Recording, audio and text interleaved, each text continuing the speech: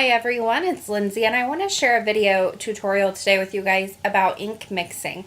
Now this is not my technique. I actually saw this on Terri blog. I will leave that in the description box below, a link to that, and also to her YouTube channel as well. But she goes over this great tutorial on ink mixing. So that's where I got this idea, and that's what I'm going to be sharing with you today. So the first thing I want to do is I want to do some stamp surgery. So I'm going to cut my stamp. I've got the Dad's Day stamp set from Joy Claire Stamps, and it's got this great ice cream cone, but it has a little face in it, and I didn't want to stamp that face. So I just cut it out, and if I want to go ahead and use that with the face in it next time, it mounts right back in there on an acrylic block. So whenever you cut something out, don't feel like it's going to stay that way. You can position it right back in there and stamp it how it's supposed to be stamped. If you're not comfortable cutting your stamps, I know some people aren't, you can just go ahead and do some selective masking. Just mask off that face with a piece of masking tape or painter's tape, and then go ahead and pull that off before you stamp. So what I'm doing here is I'm going to be stamping this out so I can do some no-line watercoloring. So I have a 6" by 6" piece of watercolor paper here, and I just did it this way because I'm going to end up die cutting this, and I like to make my backgrounds larger than what they need to be so I can position my die cuts different ways to get them exactly the way I want them. So I went ahead and stamped with my antique linen distress ink, which is my favorite ink to stamp with when I'm doing no-line watercoloring. It's a very light dye ink, and it reacts with water, so it's going to dissolve into that watercolor a little bit as well. But to make this background, I'm just inking up this stamp and positioning it different ways so I get a scattered background with this ice cream stamp. Now this is a larger stamp, so it's not going to take that many to fill this up, and I'm also going to end up with fewer stamps on my die cut, but that's okay. If you had a smaller stamp, you could do the same thing with it as well to make a background like this. Also, if you don't have the antique linen distress ink, you can use any sort of very light dye ink or use an ink that's going to match the color that you're coloring it in. You just want to be able to see the lines on the paper, but you want the ink light enough or the same color so it's going to blend in with your coloring so the lines disappear. And that's going to give you more of a hand-drawn look where you've actually done it yourself and you haven't used any line stamp, which is a really neat effect. So I'll finish up with these last few little stamps, and there's a closer look at that background that I've created. And you can see I've put those ice creams pretty close together. Now I have chosen some distress inks, and I'm also going to be using my white pigment ink pad. Now this is the Ranger Glacier white ink pad. Any white ink pad will do for this. It doesn't need to be any specific, just a white pigment ink. So I'm going to be putting a little bit of that down onto an acrylic block, and right next to it, make sure you don't touch your ink pad to that pigment ink, it will pick it up. I'm going to smush down some of that pink, this is Worn Lipstick Distress ink. Now I haven't tried this with any other dye inks. If they react with water, you're probably good, but I'm using my distress inks. This is what Terri used in hers as well, so I thought it was a safe bet to go with this one. Once I had both of those smushed down onto my acrylic block, I'll use a paintbrush and mix them together, and you can see it gives you this really creamy color. It almost looks like the distress oxides that are out now. It's just not in an ink pad form, it's on your acrylic block. So once I get that all mixed together, I'm going to go ahead and use that little puddle that I've created as my watercolor. Now when I'm watercoloring, I'm going to be going right up next to that line and over it just a little bit, and I will let that antique linen react with that water that's in that ink and sort of disappear into my pink colors. Now if you're not happy with how dark your ink is going down onto your paper, you can layer this up. I did try that and it did work out really well for me. Just let it dry a little bit and then go back in with another layer, and you'll get a really opaque color with this. Now once I had this down, you can see I'm going very slowly here. I did do the dry paper with your wet watercolor technique. I didn't wet my paper at all. I worked straight off of dry paper, and I'm also working on this piece of watercolor paper that is taped to my hardboard. This gives me a nice flat surface, and no matter how much water I add, it's never going to curl up. also, if I want to go in with my heat gun and dry this, that hardboard is heat resistant, so it's not going to curl up on me. I can go ahead and dry this in between layers if I want to and come right back in. So this is just my favorite way to work with watercolor when I'm working on larger pieces like this. Now I'm just going in and mixing up that color and layering it on, making sure I get all of the streaks out of it. It does self-level a little bit, but I worked with it a little bit and got a nice flat wash of this color to create those creamy ice cream cones. So I'm working in rainbow order here, and now I'm going to be going on to some spice marmalade for my orange color.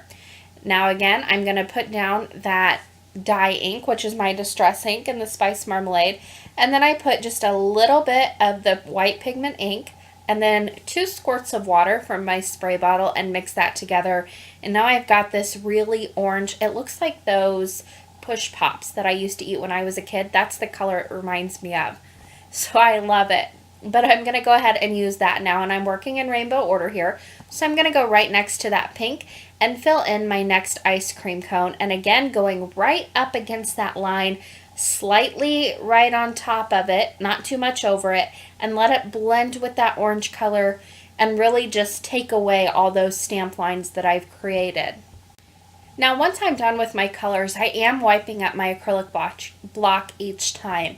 And what I do to do that, because you know white pigment ink can get really messy, and this is a little bit messy, all you need to do is take a baby wipe, and I just lay it on top of that color and let it soak it up a little bit, and then I wipe it away. So I don't really go in with a wipe first. Just lay your baby wipe on top of it and let it soak up that color and then wipe it, and it's not quite as messy that way. So I'm finishing up that top orange one, and you can see whenever I'm doing backgrounds like this and I'm using all of these different colors, if I have one that I've colored in beforehand with one color that's a larger section of that ice cream cone like I did with the orange, then in my top corner I went ahead and chose one that is just a little bit, it's a smaller image, so I feel like I'm getting a nice equal balance of all the colors this way. Now my yellow, I am using Squeezed Lemonade, and I did the same thing with this one. I put some of that yellow down onto my acrylic block and then put some of that white pigment ink, a couple squirts of water, and mixed it right up. And then I'll go in and use this as my watercolor again. Now with this, it was very light. The Squeezed Lemonade is a very light color in general. So I did do a few layers of this. I'm only showing you one here, but I did go back in once this dried with a second layer to really darken that up.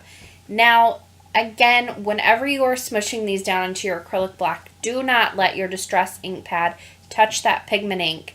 If you decide to go in with your pigment ink first, it's going to contaminate your ink pad and then it won't work right. For my green, I went in with some Twisted Citron, and now again with that same white pigment ink, mixed it up, and then I'll go ahead and color right next to that yellow, again working in a rainbow order. So with this one, again, this is very light. The brighter sort of greens and yellows are very light to begin with, and that white even makes them a little bit lighter. So again, I came in with a second layer of this as well once everything had dried. Now again, I'm just going right up and a little over that line to get that nice no-line watercolor look that I'm going for with this card. So once I had the green down, then I'm going to move on to my blue color. Now I am running out of popsicles at this point, so I did only get 2 blues and then 1 purple. So you'll see how I work around that whenever I do my die cut. Now I'm still working with this green and just smoothing out that color, and then I'm going to come in with some cracked pistachio for my blue. Now this is more of a greener blue, but I really wanted like a minty looking blue. So this is what I came up with. Now again, I'm running out of ice cream cones here, so I'll just do that top corner with blue and then this side over here with blue, because I wanted to make sure that I got a lot of that purple color on there. So that's why I saved that larger ice cream cone on the paper for the purple color. And I went a little bit out of rainbow order, but that's okay. So I'm going in with a couple layers of this as well. And with this one, I just came right back in with it while it was wet. So a second layer while it was wet and just blended out that color. And you can see I'm kind of dropping this in little drops for an even more pigmented effect here.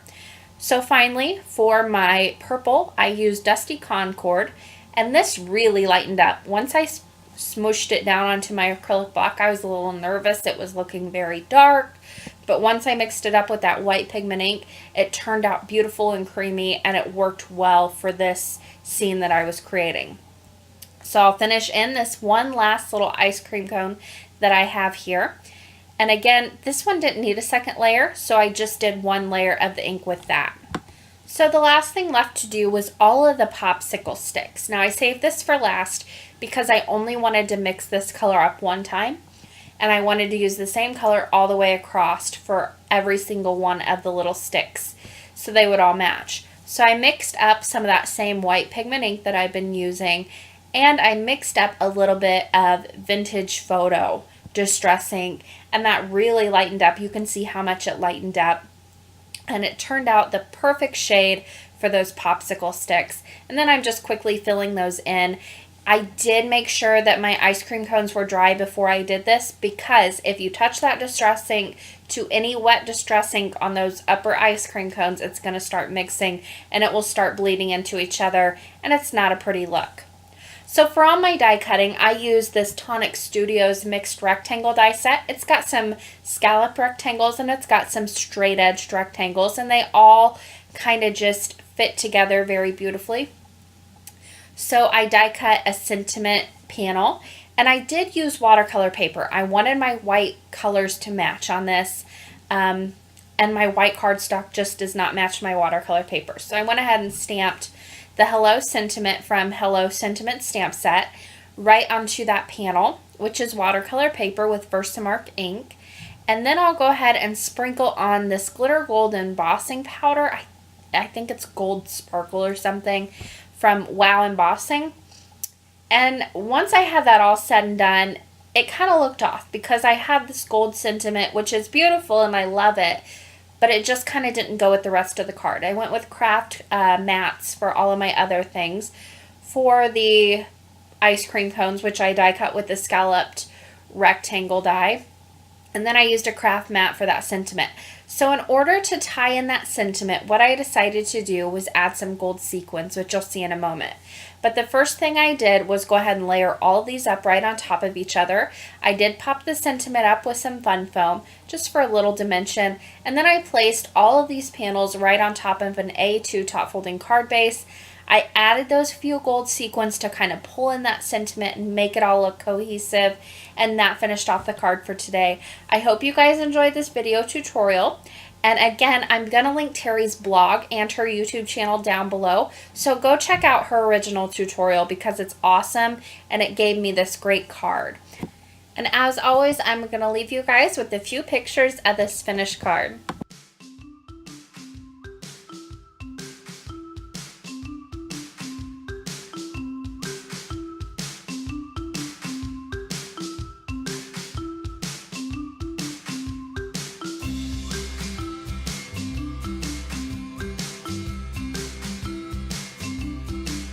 On the left side of your screen, you'll see a few different links you could click on. The top will take you to a video that you might enjoy watching next. The bottom left will take you to the supply list for this card. And the bottom right will subscribe you to my channel. Thank you guys so much for watching today, and happy crafting!